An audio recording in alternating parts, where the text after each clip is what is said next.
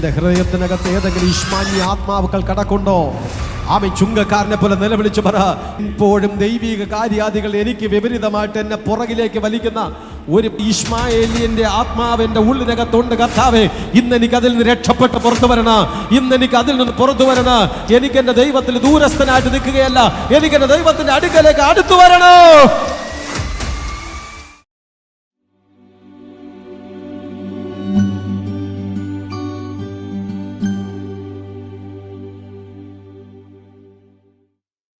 വിശുദ്ധ ലൂക്കോസ് സുവിശേഷം 18-ാം അധ്യായം അതിന്റെ 10-ാമത് വാക്യം ശ്രദ്ധിക്കാം. രണ്ടു മനുഷ്യർ പ്രാർത്ഥിപ്പാൻ ദൈവാലയത്തിൽ പോയി. ഒരുത്തൻ പരീശൻ, മറ്റവൻ ചുങ്കക്കാരൻ. സ്തോത്രം. രണ്ടുപേര് പ്രാർത്ഥിക്കുവാൻ ദൈവാലയത്തിൽ പോയി. ഒരുത്തൻ പരീശൻ, മറ്റവൻ ചുങ്കക്കാർ. രണ്ട് പേരുടെ പ്രാർത്ഥനയാണ് നമ്മളിന്ന് ധ്യാനിക്കുന്നത്. പരീശനും പ്രാർത്ഥിച്ചു, ചുങ്കക്കാരനും പ്രാർത്ഥിച്ചു. അതിനർത്ഥം ആർക്കും പ്രാർത്ഥിക്കാം. ചുങ്കക്കാർക്ക് പ്രാർത്ഥിച്ചുകൂടാന്ന് പറയാൻ പറ്റത്തില്ല.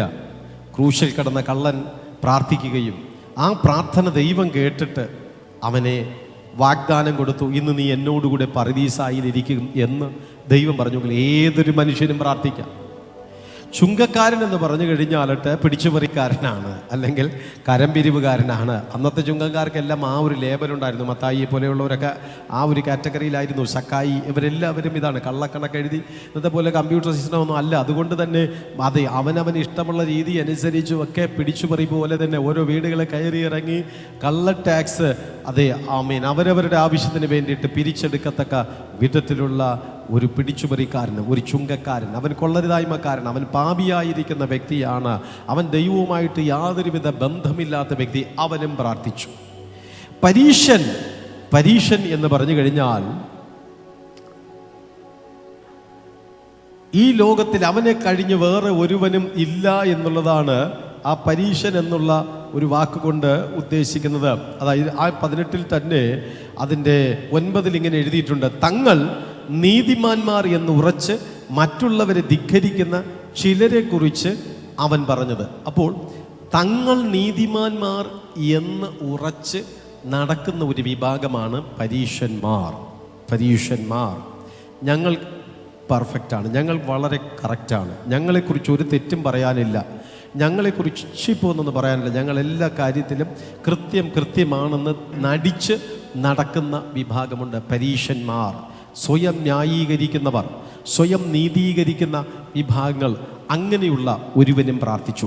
ഇവർ രണ്ടുപേരും കൂടെ പ്രാർത്ഥിക്കാനായിട്ട് ദൈവത്തിൻ്റെ അടുക്കലേക്ക് കടന്നു ചെല്ലുകയാണ്. രണ്ടുപേരുടെയും പ്രാർത്ഥന വ്യത്യസ്തമായ രീതിയിലുള്ളതായിരുന്നു. നമ്മളത് ധ്യാനിക്കുന്ന സമയത്ത് നമുക്കത് മനസ്സിലാക്കുവാനായിട്ട് കഴിയും. ഞാനത് കൂടി ഇന്ന് പ്രാർത്ഥനയെക്കുറിച്ചൊന്ന് പറഞ്ഞുകൊള്ളപ്പെടട്ടെ. അപ്പോൾ ആർക്കും പ്രാർത്ഥിക്കാൻ കഴിയുന്ന ഒന്നാണ് പ്രാർത്ഥന. ചുങ്കക്കാരനും പ്രാർത്ഥിക്കാം, പരീശനും പ്രാർത്ഥിക്കാം, നല്ലവർക്കും പ്രാർത്ഥിക്കാം, കൊള്ളരുതാത്ത വ്യക്തികൾക്കും പ്രാർത്ഥിക്കാം. പക്ഷേ ഓരോ തരത്തിലുള്ള പ്രാർത്ഥനകളാണ്. എല്ലാ പ്രാർത്ഥനകളും ദൈവം കേൾക്കണമെന്നില്ല. ഇവിടെ നമ്മൾ പഠിച്ചു വരുന്ന സമയത്തിൽ രണ്ടുപേര് പ്രാർത്ഥിച്ചു, പക്ഷെ ഒരാളുടെ പ്രാർത്ഥന ദൈവം കേട്ടു, മറ്റേയാളുടെ പ്രാർത്ഥന ദൈവം കേട്ടില്ല. അതിനർത്ഥമെന്ന് പറയുന്നത് എല്ലാ പ്രാർത്ഥനകളും ദൈവം അംഗീകരിക്കണമെന്നില്ല, എല്ലാ പ്രാർത്ഥനകളും ദൈവം മറുപടി തരണമെന്നില്ല. ചില പ്രാർത്ഥനകൾ അതിൻ്റേതായിട്ടുള്ള ആ ശൈലി അല്ലെങ്കിൽ അതിൻ്റേതായിട്ടുള്ള ആ പ്രിൻസിപ്പൾ അനുസരിച്ച് ചെയ്യാത്തിടത്തോളം, തത്വം അനുസരിച്ച് ചെയ്യാത്തിടത്തോളം കാലം ദൈവം ചിലത് അംഗീകരിക്കപ്പെടത്തേയില്ല. ഇവിടുത്തെ ദൈവസന്നിധിയിൽ വന്ന് പ്രാർത്ഥിച്ചപ്പോൾ ഒരുവൻ്റെ പ്രാർത്ഥനയ്ക്ക് തെറ്റുപറ്റിപ്പോയി. അവൻ ശരിയായ രീതിയിലല്ല പ്രാർത്ഥിച്ചത്. എന്താണ് എഴുതിയിരിക്കുന്നത് നമുക്ക് നോക്കാം. 10 മുതൽ വായിക്കപ്പെടുമ്പോൾ, 2 മനുഷ്യർ പ്രാർത്ഥിപ്പാൻ ദൈവാലയത്തിൽ പോയി. ഒരുത്തൻ പരീശൻ, മറ്റവൻ ചുങ്കക്കാരൻ. പരീശൻ നിന്നുകൊണ്ട് തന്നോട് തന്നെ, ദൈവമേ, പിടിച്ചുപറിക്കാർ, നീതികെട്ടവർ, വ്യഭിചാരികൾ മുതലായ ശേഷം മനുഷ്യരെ പോലെയോ ഈ നിൽക്കുന്ന ചുങ്കക്കാരനെ പോലെയോ ഞാൻ അല്ലായികയാൽ നിന്നെ വാഴ്ത്തുന്നു. ആഴ്ചയിൽ 2 വട്ടം ഉപവസിക്കുന്നു. നേടുന്നതിൽ ഒക്കെയും പതാരം കൊടുത്തു വരുന്നു എന്നിങ്ങനെ പ്രാർത്ഥിച്ചു. അപ്പോൾ ഒരുത്തൻ്റെ പ്രാർത്ഥന എങ്ങനാ എന്ന് ചോദിച്ചു കഴിഞ്ഞാലിട്ട്, പിടിച്ചുപറിക്കാർ, നീതികെട്ടവർ, വ്യഭിചാരികൾ മുതലായ ശേഷം മനുഷ്യരെ പോലെയോ ഈ നിൽക്കുന്ന ചുങ്കക്കാരനെ പോലെയോ അല്ല ഞാൻ. അടുത്തിരിക്കുന്നവനെ കുറ്റം പറയാനുള്ള ഒരു ടെൻഡൻസി. കർത്താവേ, ഞാൻ പ്രശ്നക്കാരനല്ല, ഞാൻ മോശക്കാരനല്ല, പ്രത്യേകിച്ച് ഈ ഇരിക്കുന്ന ചുങ്കക്കാരനെ പോലെ അല്ല ഞാൻ. സുഹൃത്തെ, ഈ പരീശന്റെ പ്രാർത്ഥന ദൈവം കേട്ടില്ല. കേൾക്കാത്തതിൻ്റെ കാരണം തേർഡ് പാർട്ടിയെ അവനെ മാർക്കിടാൻ, അവനെ കുറ്റം വിധിക്കുവാൻ, അവനെ അളക്കുവാൻ ദൈവം നിനക്കൊരനുവാദമോ അധികാരമോ തന്നിട്ടില്ല. അതുകൊണ്ട് നിന്റെ പ്രാർത്ഥന ഞാൻ കേൾക്കത്തില്ല. ഇവന്റെ പ്രാർത്ഥനയിലെ തുടക്കത്തിൽ തന്നെ ചീറ്റിപ്പോയതിൻ്റെ കാരണം വേറൊരാളെ അവൻ സാമ്യപ്പെടുത്തി സംസാരിച്ചു. ഇവനെ പോലെ അല്ല ഞാൻ. സ്വയം നീതീകരണം ചെയ്യുന്ന ദൈവജനമേ, പഴുത്ത പ്ലാവല വീഴുമ്പോൾ പച്ച പ്ലാവല ചിരിക്കുന്ന ഒരു ശൈലി ഉണ്ട്. പലപ്പോഴും നീ പോലും അറിയാതെ നിന്റെ രക്തത്തിൽ അലിഞ്ഞു കയറപ്പെടുന്ന ഒരു സ്വഭാവമുണ്ട്. മറ്റൊരാളിൻ്റെ തകർച്ചയിൽ ഒരു സന്തോഷിക്കുവാനുള്ള ഒരു ടെൻഡൻസി, മറ്റൊരാളിൻ്റെ കുറ്റത്തെ ഉയർത്തിപ്പിടിച്ചിട്ട് ആനന്ദം കണ്ടെത്താനുള്ള ഒരു ആവേശം, മറ്റൊരാളിൻ്റെ പരാജയത്തിൻ്റെ മധ്യത്തിലേക്ക് അതിനകത്തൊരു സുഖം അനുഭവിക്കുവാൻ വേണ്ടിയിട്ട് നീ ആഗ്രഹിച്ച് സംസാരിക്കപ്പെടുമ്പോൾ മനസ്സിലാക്കണം, നീ ഒരു പരീശനാണ്. പരീശന്മാർ ദൈവസന്നിധിയിൽ പ്രാർത്ഥിച്ച് ജയം പ്രാപിക്കത്തില്ല. പരീശന്റെ പ്രാർത്ഥന ദൈവം അംഗീകരിക്കത്തേയില്ല. ഹൃദയ ശുദ്ധിയുള്ളവർ ഭാഗ്യവാന്മാരെന്ന് ദൈവത്തിന്റെ വചനം പഠിപ്പിച്ചിട്ടുണ്ടെങ്കിൽ പ്രാർത്ഥിക്കുന്നതിന് മുമ്പ് നിന്റെ ഹൃദയം ശുദ്ധിയുള്ളതാണോ ഇല്ലയോ എന്ന് സ്വയം പരിശോധിക്കണം. ഒന്ന് ചെത്തി വെടിപ്പാക്കട്ടെ ദൈവം. മറ്റൊരാളെ വിധിക്കാൻ നീ ആർ? മറ്റൊരുത്തന്റെ ദാസനെ വിധിക്കുവാൻ നീ ആർ? ദൈവം അനുവാദം കൊടുത്തിട്ടില്ല.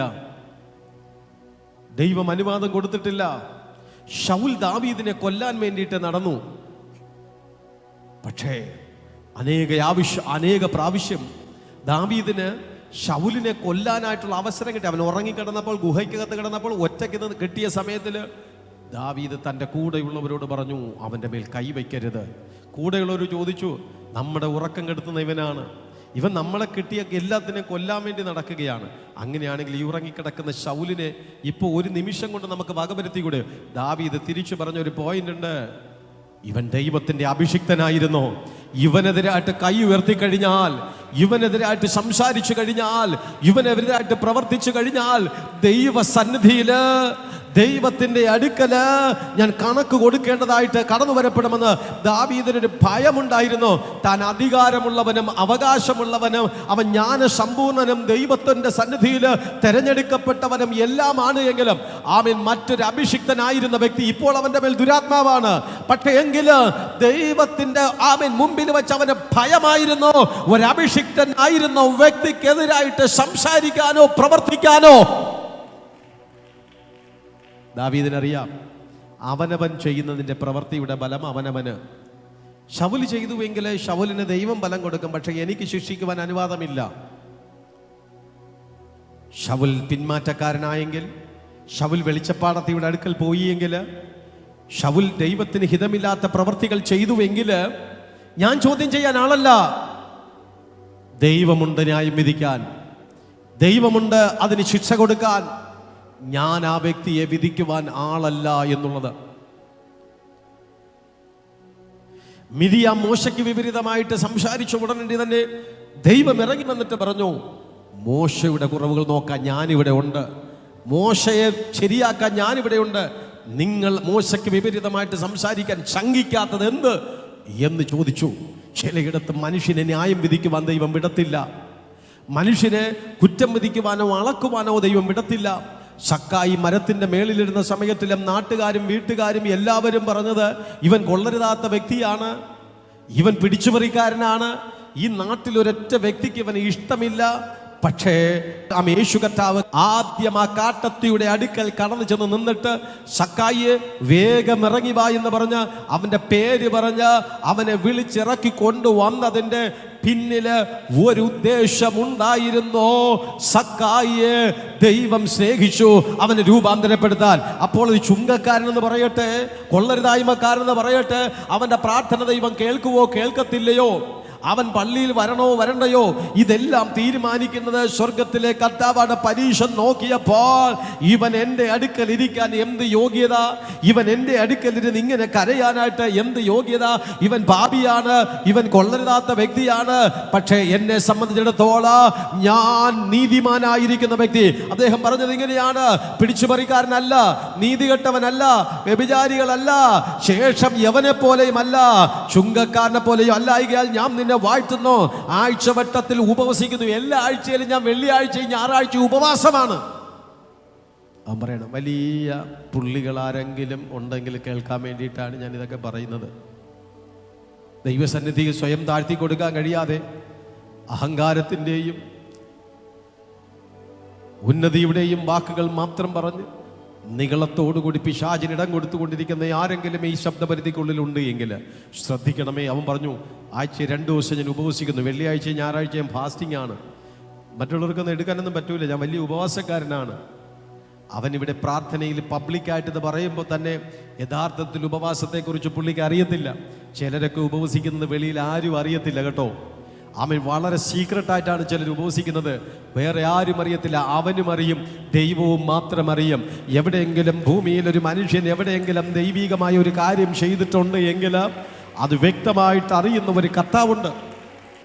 വ്യക്തമാക്കാം. സ്തോത്രം. ആമേൻ. ഒരു സൂര്യൻ ഉദിക്കുന്ന സമയത്തിൽ അതിൻ്റെ കീഴിലുള്ള എല്ലാവരുടെ മേലും പ്രകാശം അടിക്കും. വെയിലത്തിറങ്ങി അപ്പച്ചന്മാർ, തലമുടിയില്ലാത്ത കഷണ്ടിയായിട്ടുള്ള അപ്പച്ചന്മാർ, ഹാഫ് കണ്ടീഷനിലൊക്കെ ഉള്ളവരെല്ലാം നിൽക്കും. എല്ലാവരുടെയും തലയിൽ ഉദിക്കും, സൂര്യൻ ഉദിക്കും. ഒരേ സമയത്ത് ഒറ്റ സൂര്യൻ അതേ സമയത്തിന് എല്ലാവരുടെയും തലയിൽ ഉദിക്കുന്നത് പോലെയാണ്. സ്വർഗത്തിൽ നിന്നൊരു കൺട്രോളുണ്ട്. ഇവിടെ ആരും ഉപവസിക്കുന്നില്ല. ഇതെല്ലാം വ്യക്തമായിട്ട് ദൈവം അറിയുമ്പോൾ എടുത്തിനി അങ്ങോട്ട് പറഞ്ഞു കൊടുക്കേണ്ട ആവശ്യകതയൊന്നുമില്ല.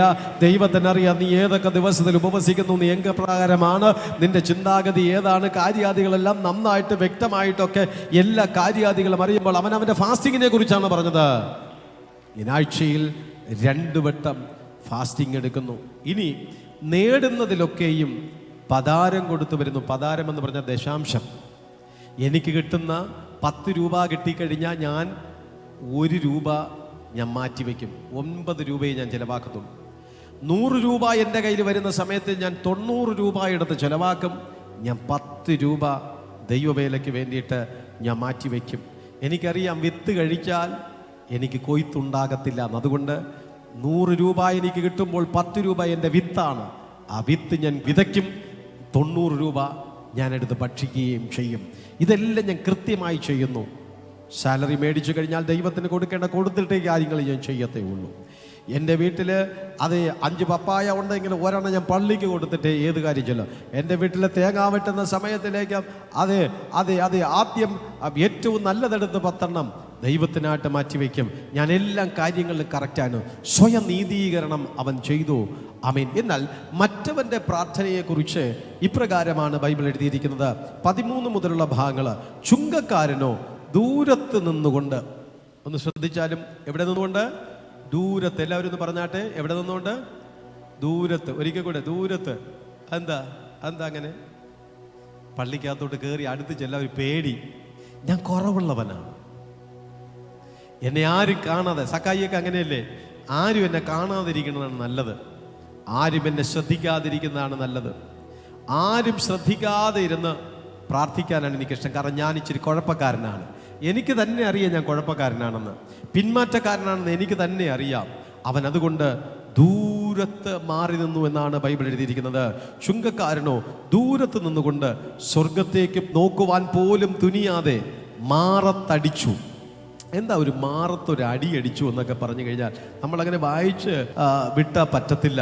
ഒരു മാറത്തടിക്കുക എന്ന് പറഞ്ഞു കഴിഞ്ഞാൽ അതൊരു യഥാർത്ഥത്തിലൊരു ചെറിയ സംഭവമായിട്ട് നമുക്കെടുക്കാൻ പറ്റത്തില്ല. കാരണം ഈ മാറെന്ന് പറയുന്നത് ഒരു മനുഷ്യനെ സംബന്ധിച്ചിടത്തോളം ഒരു ഹൃദയം ഇരിക്കുന്ന ഒരു ഭാഗമായിട്ടാണ് നമുക്ക് അവിടെ കാണുവാനായിട്ട് കഴിയപ്പെടുന്നത്. ഹൃദയം ഈ ഭാഗം. അവൻ എന്താ ചുങ്കക്കാരൻ്റെ പ്രാർത്ഥന? ഒന്ന്, അവൻ ദൂരത്ത് മാറി നിന്നതിന് ശേഷം ഒരൊറ്റ അടി അങ്ങോട്ട് അടിച്ചു.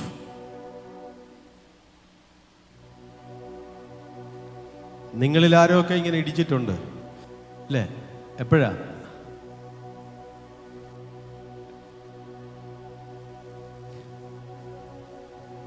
വീട്ടിൽ പിണക്കം വന്നപ്പോൾ അല്ലേ, കൊച്ചു സ്കൂളിൽ നിന്ന് 10 മിനിറ്റ് താമസിച്ചപ്പോൾ, വീട്ടിലെ ഭർത്താവ് അല്ലേ മദ്യപിച്ചു വന്നപ്പോൾ, അല്ലെങ്കിൽ ബഹളം ഉണ്ടാക്കിയപ്പോൾ, കലഹം വന്നപ്പോൾ ഈടിച്ചം കലക്കുകയാണ്, എനിക്കിനി ജീവിക്കണ്ട. ഒറ്റ കൈയല്ല, അത് പണ്ടാണെന്ന്, ഇപ്പൊ 2 കൈയുണ്ടാണ്.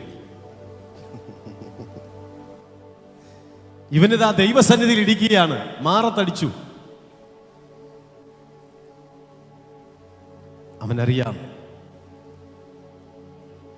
ഒരു മനുഷ്യന്റെ ഹൃദയം നിരൂപിക്കുന്നത് വായി പ്രസ്താവിക്കും. ഞാനൊരു കുഴപ്പക്കാരനാണ്, ഈ കുഴപ്പങ്ങളെല്ലാം എൻ്റെ ഹൃദയത്തിലാണ് രൂപപ്പെടുന്നത്. ഞാനൊരു പ്രശ്നക്കാരനാണ്, ഈ പ്രശ്നങ്ങളെല്ലാം എൻ്റെ ഹൃദയത്തിലാണ് രൂപപ്പെടുന്നത്. എൻ്റെ ശരീരത്തിൽ, എൻ്റെ ഹൃദയത്തിനകത്താണ് വിഷം മുഴുവനും നിറഞ്ഞിരിക്കുന്നത്. ഈ വിഷം മുഴുവനും എൻ്റെ ഹൃദയത്തിൽ നിറഞ്ഞിരിക്കുന്നിടത്തോളം കാലം എനിക്കൊരു നല്ലവനാകാൻ കഴിയത്തില്ല. എനിക്കൊരു പാപിയായി മാത്രമേ ജീവിക്കാൻ കഴിയത്തുള്ളൂ. എൻ്റെ ഹൃദയത്തിൽ കിടക്കുന്ന വിഷമൊന്ന് ഇറങ്ങട്ടെ, എൻ്റെ ഹൃദയത്തിൽ കിടക്കുന്ന വിഷമൊന്ന് ഇളകട്ടെ. അവൻ ഇടിക്കുകയാണ്. എൻ്റെ നല്ലൊരു ഹൃദയം രൂപപ്പെട്ട ഈ പഴയ ഹൃദയം എനിക്ക് വേണ്ട. ഈ ഹൃദയത്തിനകത്തുള്ള കളങ്കങ്ങളെല്ലാം മാറട്ടെ മാറട്ടെ മാറട്ടെ മാറട്ടെ എന്ന് അവൻ ഇടിക്കുകയാണ്.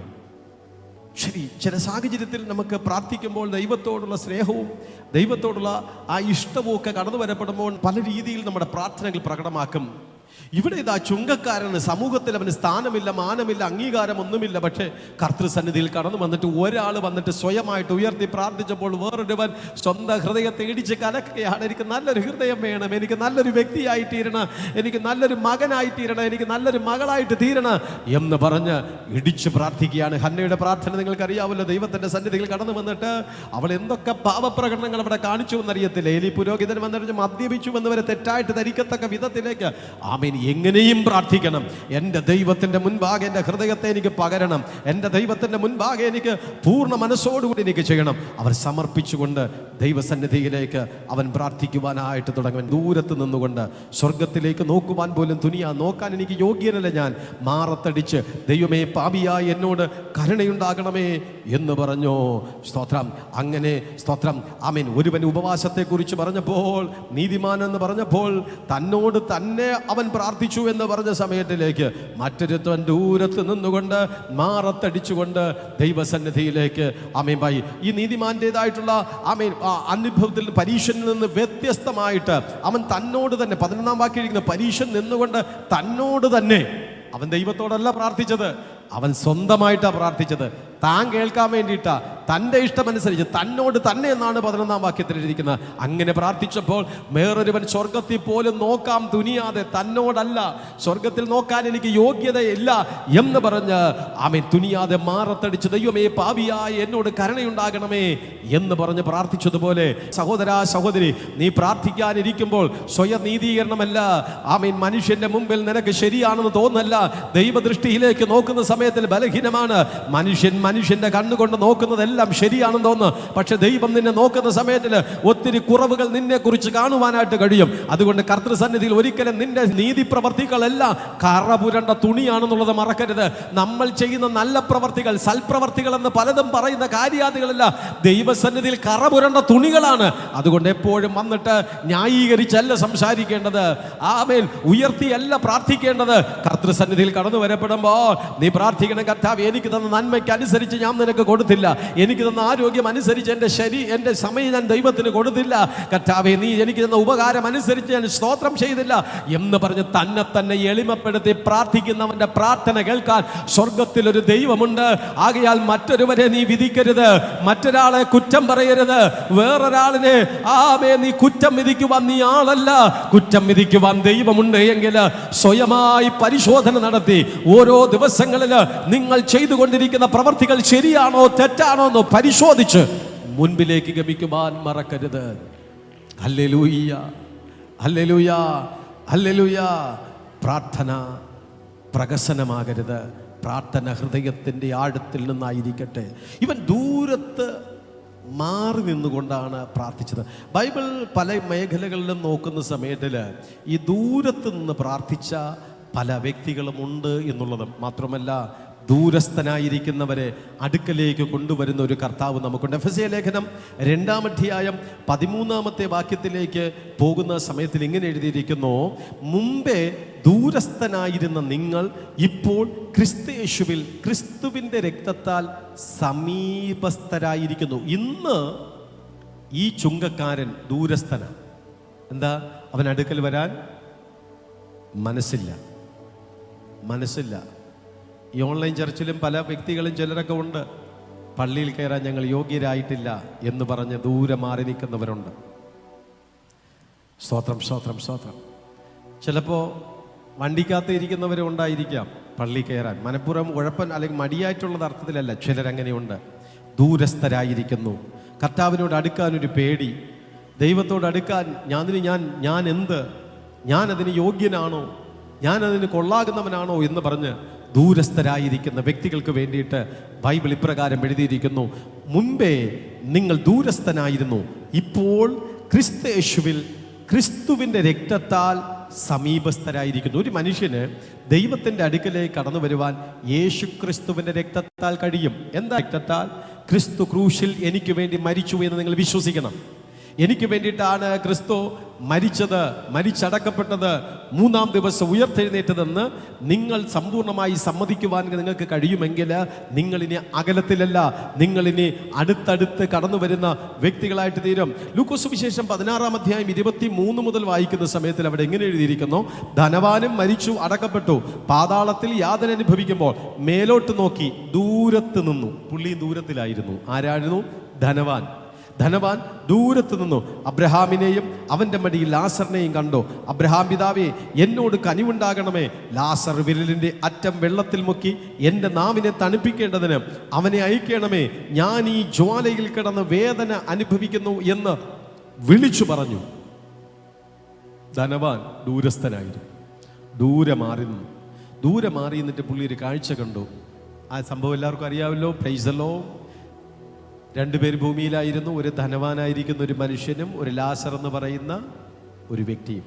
ലാസറിന് വീടില്ല, കൂടില്ല, നല്ല ഡ്രസ്സില്ല, നല്ല ജോലിയില്ല, ആമേൻ, നല്ല സുഹൃത്തുക്കളില്ല, അതെ, നല്ലതായിട്ടൊന്നുമില്ല. പക്ഷെ ദൈവം ഉണ്ടായിരുന്നു. ദൈവമേ എന്ന് എപ്പോഴും വിളിക്കുകയും പ്രാർത്ഥിക്കുകയും ചെയ്യും. പലരും പറയും, നീ പള്ളിയിൽ പോയിട്ട് നിനക്ക് എന്നാ കിട്ടിയത്? നിനക്കൊരു വീട് കിട്ടിയോ? കിട്ടിയില്ല. നിനക്ക് ശരീരസുഖം കിട്ടിയോ? കിട്ടിയില്ല. നിനക്ക് നല്ല സുഹൃത്തുക്കളെ കിട്ടിയോ? കിട്ടിയില്ല. നിനക്ക് നല്ല ഡ്രസ്സുണ്ടോടോ? കിട്ടിയില്ല. എന്തിലും അവൻ പറയും, ദൈവത്തെ കിട്ടിയല്ലോ അത് മതി, ദൈവത്തെ കിട്ടിയല്ലോ അത് മതി, കർത്താവിനെ കിട്ടിയല്ലോ അത് മതി. അങ്ങനെ ധനവാനായിരിക്കുന്ന വ്യക്തിയുടെ വീട്ടിൻ്റെ പടിപ്പുരയിൽ അവൻ അങ്ങനെ കിടക്കുകയാണ്. വേറൊരാളിൻ്റെ ഔദാര്യത്തിൽ, അവൻ ധനവാന്റെ ഔദാര്യത്തിൽ കിടക്കുകയാണ്. എന്നാൽ ധനവാനായിരിക്കുന്ന ഈ മനുഷ്യൻ, അവൻ വലിയ ധനവാനാണ്. അവന് ദൈവമില്ല, സുഹൃത്തുക്കളുണ്ട്. അവന് ദൈവമില്ല, സ്വന്തക്കാരുണ്ട്. അവന് ദൈവമില്ല, വലിയ വലിയ ബിസിനസ്സുകളുണ്ട്. അവന് ദൈവമില്ല, നല്ല ജോലിയുണ്ട്, എല്ലാം നല്ലതായിട്ടുണ്ട്. 2 പേരും മരിച്ചു. വലിയ ആർഭാടത്തോടുകൂടി അടക്ക ശുശ്രൂഷ നടന്നു ധനവാന്റെ. ലോകമറിഞ്ഞു. പത്രങ്ങളിലും വാർത്തകളിലും വാർത്താമാധ്യമങ്ങളിലും എല്ലായിടത്തിലും ആ വാർത്ത കടന്നു വന്നു. നല്ലൊരു അടക്ക ശുശ്രൂഷ അവിടെ നടന്നു. എന്നാൽ ഈ ധനവാനായിരിക്കുന്ന മനുഷ്യൻ മരിച്ചതുപോലെ തന്നെ ലാസർ മരിച്ചു. ലാസറിന് ആകപ്പാടെ ആശ്രയം ആ വീട്ടിലെ കുറച്ച് നായ്ക്കളുണ്ടായിരുന്നു. ഇവൻ്റെ ശരീരം പൊട്ടി ഒഴുകിക്കൊണ്ടിരിക്കുകയാണ്. പ്രാർത്ഥിക്കുന്നവൻ്റെ ശരീരം എന്ത് ചെയ്തുകൊണ്ടിരുന്നു? പൊട്ടി ഒഴുകിക്കൊണ്ടിരിക്കുന്നു. പക്ഷേങ്കിലും ദൈവം ഉണ്ടെന്ന് പറഞ്ഞവൻ ആശ്വസിച്ചു. നായ്ക്കൾ കടന്നു വന്ന് നക്കുമ്പോൾ അവൻ ഇച്ചിരി ആശ്വാസം. അവനെ ഹോസ്പിറ്റലിൽ കൊണ്ടുപോകാൻ ആരുമില്ല. ഒരു നേഴ്സ് പോലും വന്നിട്ടൊന്ന് ഡ്രസ്സ് ചെയ്തില്ല. കാരണം അമ്മ ഫീസ് കൊടുക്കാൻ പുള്ളിയുടെ കയ്യിൽ പൈസ ഇല്ലാത്തത് കൊണ്ട് ആരും അങ്ങോട്ട് വരാനും സാധ്യതയില്ല. ഇനി പുള്ളിക്ക് വേണ്ടിയിട്ട് ആരെങ്കിലും പ്രാർത്ഥിക്കാൻ വന്നോന്ന് ചോദിച്ചാൽ അതൊന്നും എഴുതിയിട്ടില്ല. പ്രാർത്ഥിക്കാൻ പോലും ആളില്ല എന്നുള്ളൂ. പക്ഷെ ഒറ്റയ്ക്ക് അങ്ങനെ പ്രാർത്ഥിച്ച് ദൈവമേ എന്ന് വിചാരിച്ച് പുള്ളിക്കാരൻ അങ്ങനെ ആയിരുന്നു.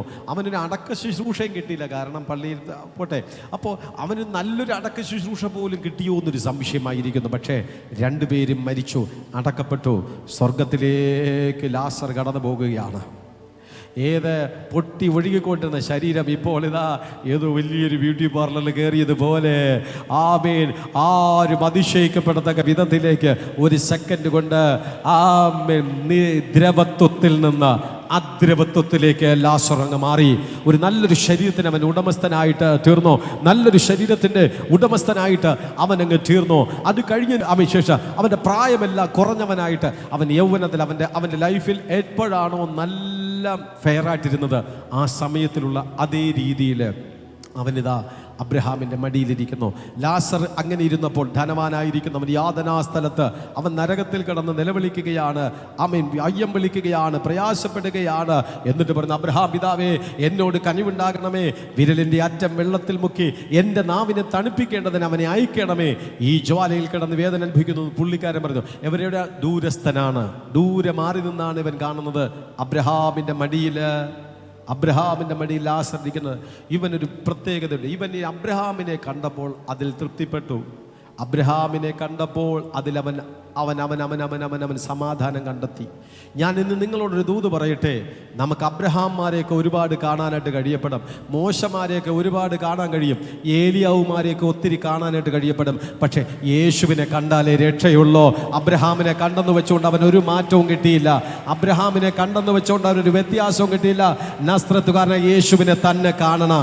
ആമേൻ. അത് ഏതെങ്കിലും വ്യക്തികളെയല്ല നിങ്ങൾ കാണേണ്ടത്. ഏതെങ്കിലും വിശുദ്ധന്മാരെ അല്ല നിങ്ങൾ കാണേണ്ടത്. നിങ്ങൾ കാണുന്നെങ്കിൽ യേശുവിനെ തന്നെ കാണണം. അവന് മാത്രമേ നിങ്ങളെ രക്ഷിക്കുവാനായിട്ട് കഴിയപ്പെടത്തേയുള്ളൂ. അബ്രഹാമിനെ കണ്ട ധനവാന് രക്ഷപ്പെടുവാൻ കഴിഞ്ഞില്ല. അവൻ ആ യാതനാ സ്ഥലത്ത് തന്നെ കിടന്നു. പക്ഷേ അവനപ്പോൾ യേശുവിനെയാണ് കണ്ടിരുന്നെങ്കിൽ, കർത്താവേ എന്നൊരു വിളിച്ചിരുന്നെങ്കിൽ യേശുവിനെ രക്ഷിച്ചേനെ, യേശുവിനെ വിടുവിച്ചേനെ. ഇവൻ കണ്ടത് അബ്രഹാമിനെ. ഇന്നും പലരും അത് തന്നെയല്ലേ, യേശുവിനെ കാണേണ്ടതിന് പകരം തങ്ങൾക്ക് ബോധ്യപ്പെട്ടവരെയും ഇഷ്ടപ്പെട്ടവരെയൊക്കെ കാണുന്ന ഒരു ശൈലി ഉണ്ടല്ലോ. യേശുവിനെ കാണുന്നതിന് പകരമായിട്ട് ചില വിശുദ്ധന്മാരെ മാത്രം നിങ്ങൾ കാണാൻ ശ്രമിക്കുന്നില്ലോ. യേശുവിനെ കാണേണ്ടിടത്തിന് ആമേൻ ചില മനുഷ്യരെ നിങ്ങൾ കാണുകയാണല്ലോ. ഒരിക്കലും നിങ്ങൾക്ക് ലക്ഷ്യത്തിലെത്തുവാൻ കഴിയത്തില്ല സുഹൃത്തുക്കളെ. ഒരിക്കലും നിങ്ങൾക്ക് ലക്ഷ്യത്തിൽ ചെന്നെത്തുവാനായിട്ട് കഴിയത്തില്ല എന്നുള്ളത് ഞാൻ നിങ്ങളെ പ്രത്യേകം ഓർമ്മിപ്പിക്കപ്പെടുകയാണ്. നിങ്ങൾ കാണുന്നുവെങ്കിൽ ഏക രക്ഷിതാവായിരിക്കുന്ന ക്രിസ്തുവിനെ തന്നെ കാണണം. ഏത് ബുദ്ധിമുട്ടേറിയ സാഹചര്യത്തിൽ നിന്ന്, ഏത് വേദനാജനകമായ അനുഭവത്തിൽ നിന്ന് ദൈവം നിങ്ങളെ വിടുവിക്കുക. നിങ്ങൾ ദൂരസ്ഥരായിരിക്കപ്പെടുമ്പോൾ നിങ്ങൾ കാണേണ്ടുന്നവരെ കാണാൻ സാധ്യതയില്ല.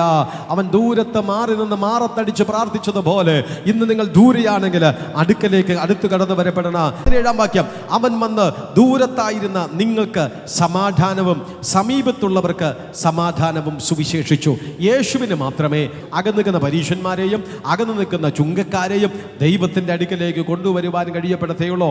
അതുകൊണ്ടാണ് പൗലോസ് പറഞ്ഞത്, അവൻ വന്ന് ദൂരത്തായിരുന്ന നിങ്ങൾക്ക് സമാധാനവും സമീപത്തുള്ളവർക്ക് സമാധാനവും സുവിശേഷിച്ചിരിക്കുന്നു. അപ്പോൾ ഒരു മാനസാന്തരം അല്ലെങ്കിൽ രൂപാന്തരം നമ്മുടെ മേൽ കടന്നു വരപ്പെടേണ്ടത് ആവശ്യമായിരിക്കുന്നു. ഉൽപ്പത്തി പുസ്തകത്തിലേക്ക് കടന്നു വരുന്ന സമയത്തിൽ പെട്ടെന്ന് ദൈവഹിതമില്ലാത്ത കാര്യങ്ങൾ മാറാൻ വേണ്ടിയിട്ട് അബ്രഹാം ഒരു തീരുമാനമെടുത്തു.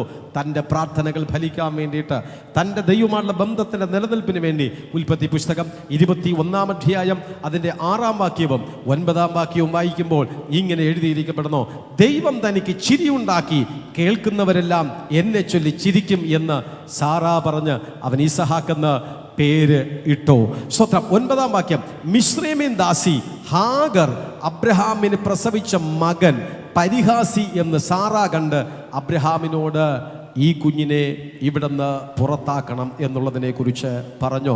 ഉൽപ്പത്തി 21-ലേക്ക് കടന്നു പോകുമ്പോഴാണ് ഈ ഒരു ദാരുണമായ സംഭവം, പലരുടെയും മധ്യത്തിൽ സംശയത്തിന് കാരണമായിരിക്കുന്ന ഈ ഒരു സംഭവത്തിലേക്ക് നമ്മൾ കടന്നു പോകുമ്പോൾ നമുക്ക് കാണുവാനായിട്ട് കഴിയപ്പെടും. സംഭവം വേഗത്തിൽ ഞാനൊന്ന് പറഞ്ഞോട്ടെ. അബ്രഹാമിന് 100 വർഷക്കാലം കുഞ്ഞുങ്ങൾ ദൈവത്തിൻ്റെ വലങ്കയായിരുന്നു, ദൈവത്തിൻ്റെ അടുത്തയാളായിരുന്നു. പക്ഷേ കുഞ്ഞുങ്ങളില്ലായിരുന്നു.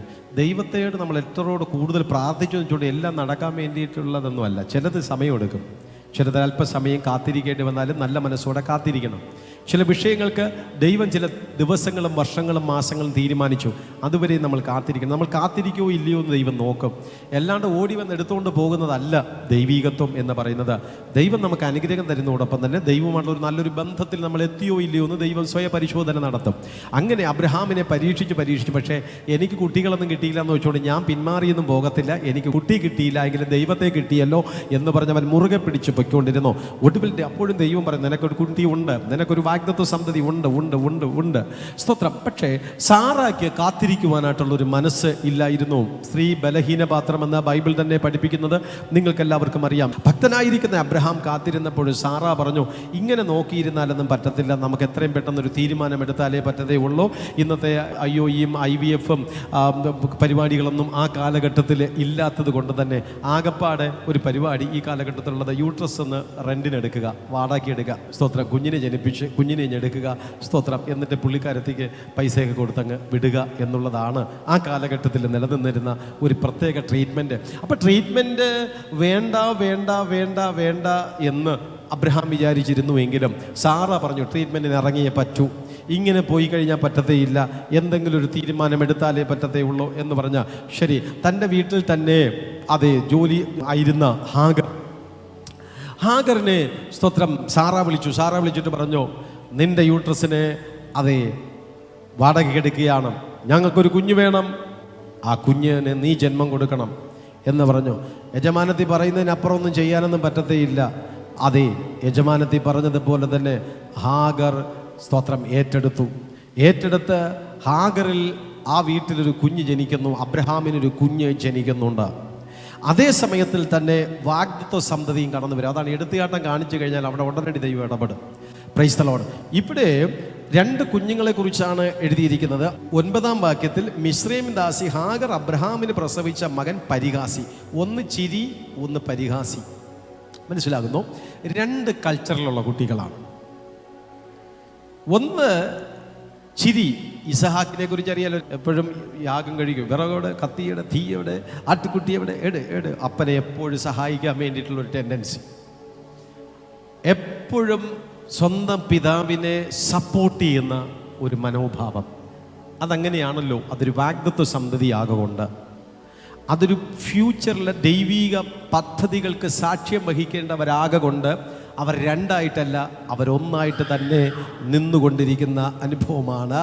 സ്തോത്രം. 2ആയിട്ടല്ല, അവർ ഒന്നായിട്ട് തന്നെ നിൽക്കുന്നത് നമുക്ക് കാണുവാനായിട്ട് കഴിയുന്നു. എന്നാൽ ഹാഗറിൽ ഒരു കുഞ്ഞ് ജനിച്ചു, ഇസ്മായേൽ എന്നാണ് ആ കുഞ്ഞിൻ്റെ പേര്.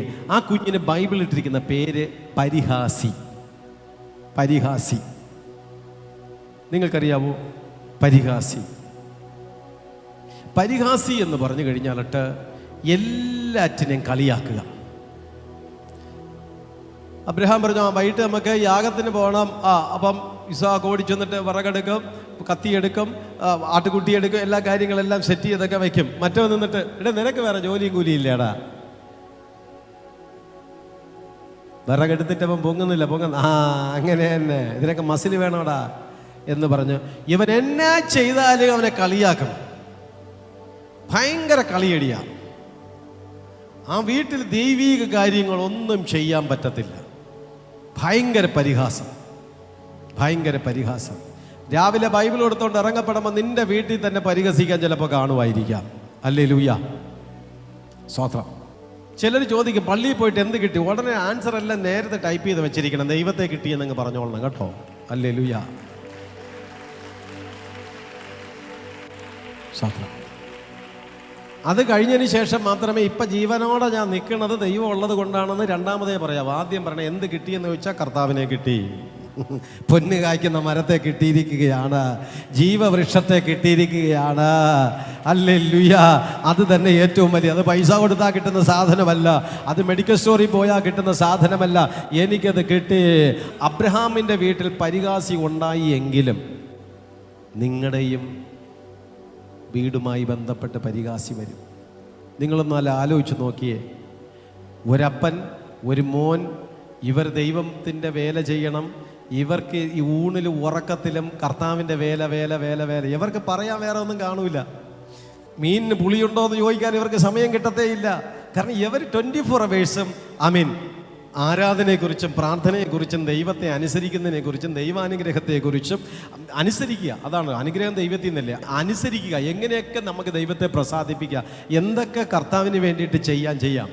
അപ്പോൾ ആ വീട്ടിൽ ഒരു പരിഹാസി അവിടെ നിന്ന് നമ്പർ അടിച്ചുകൊണ്ടിരിക്കും. നിങ്ങൾക്ക് വേറെ ഒന്നും സംസാരിക്കാനില്ല.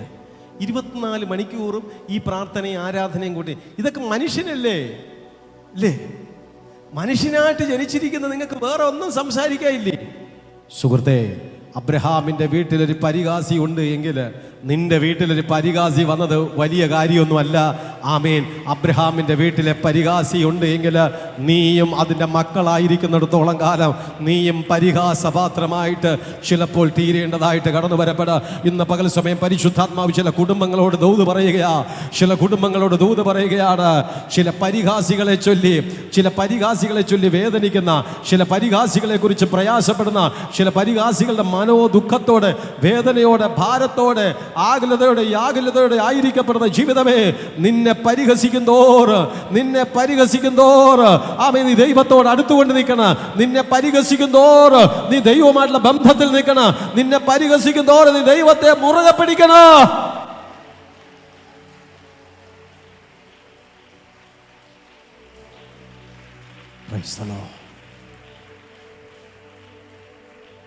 സാറ പെട്ടെന്നൊരു തീരുമാനമെടുത്ത്, എൻ്റെ അതിവേഗം കൊണ്ടാണ് ഞാൻ ഈ പരിപാടിയൊക്കെ ഒപ്പിച്ചെടുത്ത് വെച്ചത്. സാറ തന്നെ സൊല്യൂഷൻ പറഞ്ഞു, ഈ പരിഹാസിയെ എൻ്റെ വീട്ടിൽ നിന്ന് മാറ്റണം. അബ്രഹാം അവിടെ എന്ത് തീരുമാനമെടുക്കണം എന്ന് ആശയക്കുഴപ്പം വന്നു. ഉടനടി ദൈവം അവിടേക്ക് വന്നു. ദൈവം പറഞ്ഞു, അബ്രഹാമേ, നീ ഇപ്പോൾ എടുക്കേണ്ടുന്ന തീരുമാനം ഇത് തന്നെ. ഈ പരിഹാസിയെ നിന്റെ വീട്ടിൽ നിന്ന് പുറത്താക്കണം. എന്നെ ശ്രദ്ധിച്ചുകൊണ്ടിരിക്കുന്ന ദൈവ പൈതലേ, നിന്റെ ഹൃദയത്തിനകത്ത് ഏതെങ്കിലും ഇഷ്മാന്യ ആത്മാവുകൾ കടക്കുണ്ടോ? ആമേൻ. ചുങ്കക്കാരനെ പോലെ നിലവിളിച്ചു പറ, ഇപ്പോഴും ദൈവിക കാര്യാദികൾ എനിക്ക് വിപരീതമായിട്ട് എന്നെ പുറകിലേക്ക് വലിക്കുന്ന ഒരു ഇഷ്മായേലിയന്റെ ആത്മാവ് എൻ്റെ ഉള്ളിനകത്തുണ്ട്. കർത്താവേ, ഇന്ന് എനിക്ക് അതിൽ നിന്ന് രക്ഷപ്പെട്ട് പുറത്തു വരണം.